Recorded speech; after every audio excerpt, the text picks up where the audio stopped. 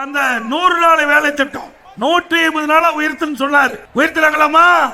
அந்த 100 நாள் வேலை திட்டத்தில் பணிபுரிகின்ற ஊழியர்களுக்கு சம்பளம் உயர்த்தினாங்களா? அந்த 100 நாள் வேலை திட்டம் குறைஞ்சு போய் 50 நாள் ஆயிடுது. இப்ப 50 நாளுக்கு தான் வேலை கொடுக்கறாங்க.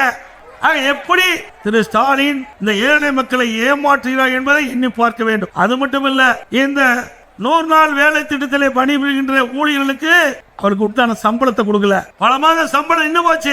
உடனே மத்திய அரசு மீது பழி போட்டார். நாங்கள் மத்திய அமைச்சரை சந்தித்து பேசிய போது மத்திய அமைச்சர் சொன்னார், எனக்கு இன்னும் கணக்கே கொடுக்கலீங்க, எல்லாம் பொய் கணக்கு எழுதி இருக்கிறாங்க, ஊழல் செஞ்சிருக்கிறாங்க, கணக்கு கொடுத்தா தானே நாங்க பணம் கொடுக்க முடியும் சொன்னார். நாங்க சொன்னோம், பரவாயில்லைங்க, அவங்க எவ்வளவு கேட்கிறாங்களோ அதுல ஒரு பகுதியாவது நீங்க கொடுன்னு சொன்ன உடனே மத்திய அமைச்சர் நான் நேரடியாக டெல்லி சென்று அவளை சந்தித்து பேசிய போது ஏழை மக்களுடைய கஷ்டங்களை எடுத்து சொன்னவுடன் 2999 கோடி முதல் கட்டமாக ரிலீஸ் பண்ணாங்க, பணத்தை விடுவிச்சாங்க.